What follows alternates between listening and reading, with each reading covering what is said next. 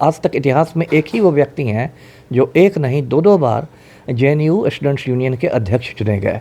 और चंद्रशेखर को सब लोग प्यार से मतलब चंदू कहते थे। तो इस तरह बहुत उनका जेएनयू में नाम हुआ था। है मैं 1997 की बात बता रहा हूँ। 97 में वो फिर सिवान लौटे थे और उसमें जो शहाबुद्दीन का आतंक था एक तरह से चरम पर था। तो 1 अप्रैल 1997 भाकपा माले वगैरह इन कम्युनिस्ट पार्टियों ने एक सिवान बंद का आह्वान किया था। मतलब वहाँ जो बढ़ता हुआ माफिया राज था उसके खिलाफ, मतलब लोगों को समझाने के लिए कि बंद सफल बनाएं। एक दिन पहले यानी 31 मार्च को इनकी एक सभा थी, एक नुक्कड़ सभा आप कह सकते हैं, चंद्रशेखर की उर्फ चंदू की। और अचानक हमलावर आए, उन्होंने इनकी हत्या कर दी और इनके साथ एक और कामरेड थे, उनकी भी हत्या कर दी गई। कि चंद्रशेखर ने सीधे सीधे वहाँ माफिया राज को मतलब चुनौती दे दी थी सिवान में। और सिवान में माफिया का मतलब था शहाबुद्दीन, वो उसका पर्याय था। और कुछ लोग तो ऐसा भी मानते हैं कि जब माले का उभार होने लगा सिवान में, तो सिवान में जो ज़मीन वाले लोग थे, ज़मींदार टाइप के लोग थे, सामंती लोग, खास के राजपूत जो लोग थे, उन लोगों ने शहाबुद्दीन को एक तरह से माले के खिलाफ खड़ा किया। माले को रोकने के लिए उन लोगों ने शहाबुद्दीन को खड़ा किया, अपने संरक्षण में लिया। सर, आपने बताया कि भाकपा माले और शहाबुद्दीन में वहाँ पे सिवान में लड़ाई चलती थी सर, और आज वही शहाबुद्दीन के परिवार जो है राजद में शामिल हो गए। महागठबंधन में माले भी हैं, भाकपा माले भी हैं, राजद भी है। शहाबुद्दीन परिवार के राजद में शामिल होते ही जो है एक बार फिर से चर्चाएं तेज हो गई हैं शहाबुद्दीन के बारे में।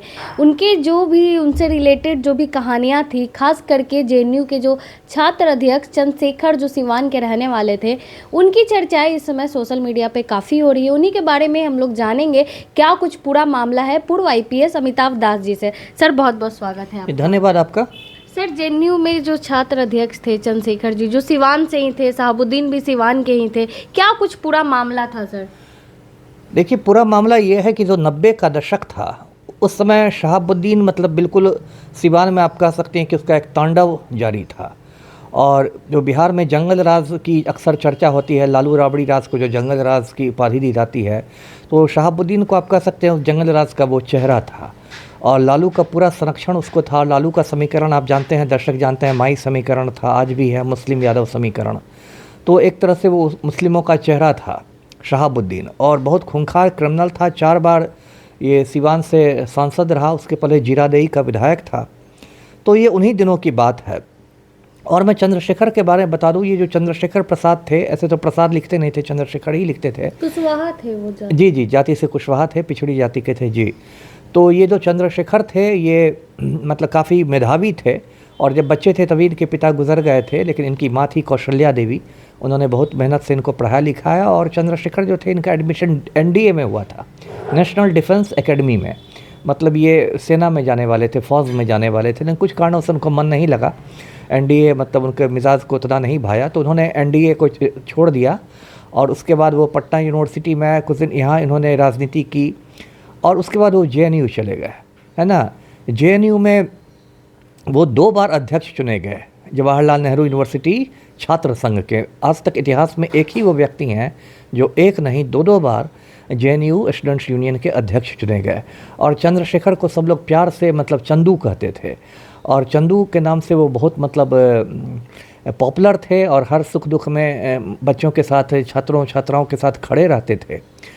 तो इस तरह बहुत उनका जेएनयू में नाम हुआ था। और उसके बाद ये घटना है, मैं 1997 की बात बता रहा हूँ। 97 में वो फिर सिवान लौटे थे और उसमें जो शहाबुद्दीन का आतंक था एक तरह से चरम पर था।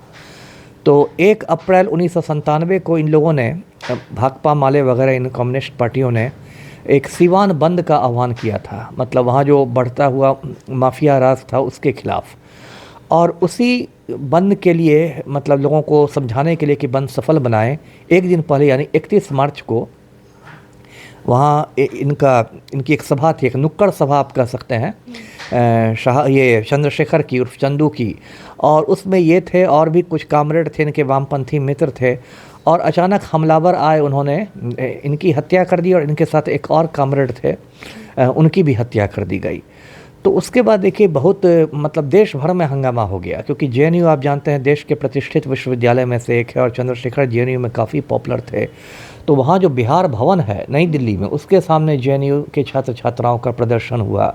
और उन्होंने कहा क्या, उसके बाद जेएनयू से छात्र छात्रा लोग पहुँचने लगे सिवान। सैकड़ों की संख्या में पहुंच गए सीवान।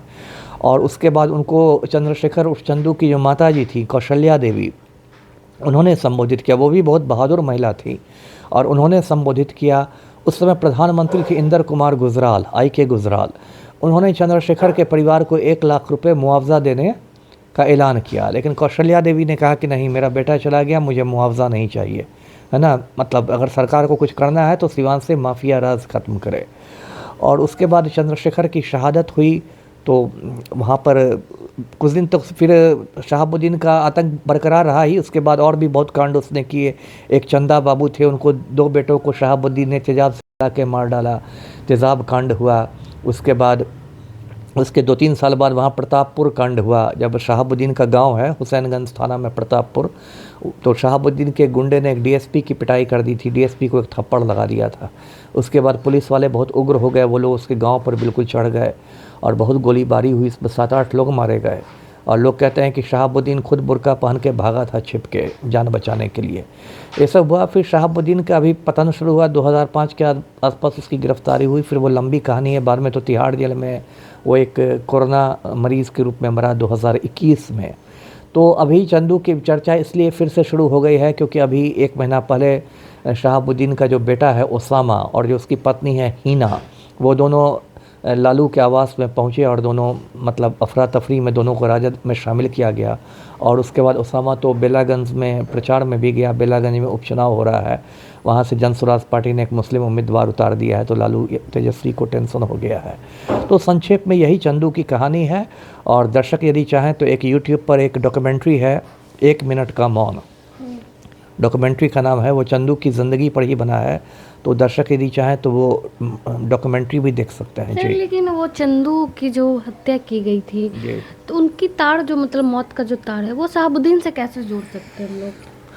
नहीं, देखिए चंद्रशेखर ने सीधे सीधे वहाँ माफिया राज को मतलब चुनौती दे दी थी सिवान में।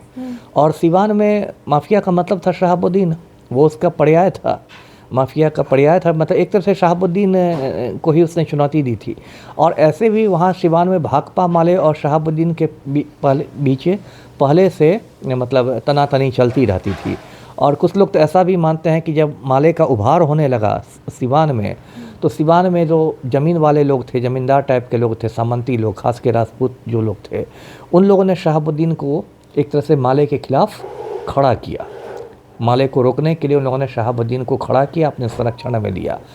तो लेकिन एक दिलचस्प बात यह भी है कि शहाबुद्दीन को चंद्रशेखर हत्याकांड में कभी मतलब दंड नहीं मिल सका। वो मतलब उसके लोगों को मिली सजा, लेकिन शहाबुद्दीन को चूँकि अदालत में तो सबूत देखे जाते हैं, तो शहाबुद्दीन ही इस पूरे षड्यंत्र का सूत्रधार था, मास्टरमाइंड था। ये बात अदालत में साबित नहीं हो सकी। शहाबुद्दीन वो बच गया, इस केस में बच गया, लेकिन शहाबुद्दीन ने तो इतने पाप किए थे कि 4-5 दूसरे केसों में उसे उम्र कैद की सजा हो गई थी जी। लेकिन सर, लेकिन उनको तो शहाबुद्दीन को कुछ लोग मसीहा मानते हैं। अब मसीहा, ये बिहार का दुर्भाग्य है कि यहाँ जाति के नाम पर, धर्म के नाम पर लोग गुंडे मवालियों को मतलब मसीहा बना देते हैं, नायक बना देते हैं।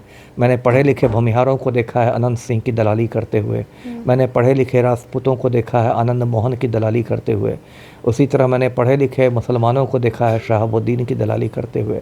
लेकिन ये लोग कोई मसीहा, नायक या हीरो नहीं है, चाहे वो अनंत सिंह हो या आनंद मोहन हो या शहाबुद्दीन हो। यदि पूरे हिंदुस्तान में बिहार की बदनामी है, बिहार को एक जंगली और असभ्य इलाके के रूप में देखा जाता है, प्रदेश के रूप में, तो उसकी वजह यही माफिया सरगना लोग हैं। सर, आपने बताया कि भाकपा माले और शहाबुद्दीन में वहाँ पे सिवान में लड़ाई चलती थी सर, और आज वही शहाबुद्दीन के परिवार जो है राजद में शामिल हो गए। महागठबंधन में माले भी हैं, भाकपा माले भी हैं, राजद भी है।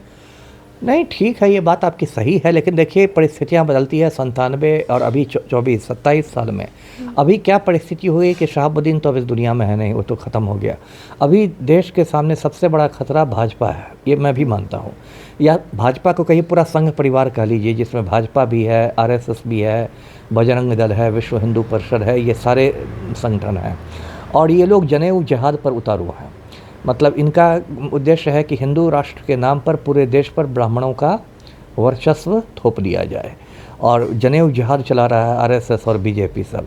तो अभी भाजपा को रोकने के लिए जो गैर भाजपा शक्तियां हैं उनको एक होना ज़रूरी है। तो इसलिए इसके तहत, उस रणनीति के तहत राजद और माले ने हाथ मिलाया है। मतलब भाकपा माले चंदू जी की शहादत को भूल गई सर। नहीं, भूलना हम नहीं कहेंगे, शायद चंदू भी आज जीवित रहते तो यही बोलते कि भाई भाजपा को रोको, क्योंकि भाजपा का जो फांसीवादी चरित्र है, जिस तरह मनुवादी शक्तियां हैं भाजपा में, जिस तरह के सांप्रदायिक ताकतें हैं भाजपा में, तो शायद मैं तो आत्मा परमात्मा नहीं मानता ये, लेकिन यदि चंदू जी की कहीं आत्मा होगी तो शायद उनकी आत्मा को अभी सुकून ही मिल रहा होगा कि चलो भाजपा को बहुमत मिलने से रोक दिया ये इंडिया महागठबंधन ने। असर पड़ेगा सर ओसामा साहब के आने से राजद में? क्योंकि बेलागंज में हमने जो तस्वीरें देखी, कुर्सियाँ चली, मुस्लिम युवक को पीटा गया। देखिए, सबसे बड़ी बात है कि आप बेलागंज छोड़ दीजिए, सिवान में 3 या 4 बार हिना साहब खुद चुनाव लड़ चुकी हैं और हर बार हारी हैं। मतलब जिस सिवान को लोग शहाबुद्दीन की जागीर समझते हैं कि एकदम वो तो जागीर है, वहाँ तो शहाबुद्दीन की मर्जी के बिना एक पत्ता नहीं खड़कता है वगैरह वगैरह, आप सुनिएगा। उस सिवान में उनकी शहाबुद्दीन की पत्नी 3 या 4 बार चुनाव लड़के हर बार हार गई है। तो जब सिवान में आपकी पकड़ है ही नहीं, तो आप बेलागंज और इधर उधर जाके क्या करें? आपने सही कहा कि वहाँ भी ये विश्वनाथ यादव के प्रचार में गया था ओसामा, और इसने कहा कि विश्वनाथ यादव को माफ़ी कर दे दीजिए, तो किसी ने कह दिया कि माफ़ी के योग्य नहीं है, तो सब पकड़ के उसी को पिटने लगे। वो मुस्लिम युवक ही था। जो भी हो, ये तो आपकी विशुद्ध गुंडागर्दी है ना, क्यों नहीं बोलेगा? जनतंत्र ना है, आप उसको माफ़ी योग्य समझ रहे हो, वो माफ़ी योग्य नहीं समझ रहा है। इसमें पिटाई किस बात की शुरू हो गई? इसका मतलब है कि आप जो ओसामा हैं, आप भी शहाबुद्दीन के ही परिचिह्नों पर चल रहे हैं, है ना? आप भी उन्हीं के नक्शे कदम पर चल रहे हैं, आप भी उन्हीं के जैसे गुंडा मवाली बनने की ख्वाहिश रख रहे हैं, तो ये तो गलत है। कोई असर यानी नहीं पड़ेगा राजद में आने से? मुझे नहीं लगता। चलिए, बहुत बहुत धन्यवाद सर। हमारे साथ पूर्व IPS अमिताभ दास जी थे। आपने सुना इन्होंने क्या कुछ कहा। बाकी आप क्या कुछ सोचते हैं इस वीडियो को लेकर, अपनी राय कमेंट बॉक्स में ज़रूर दें। धन्यवाद।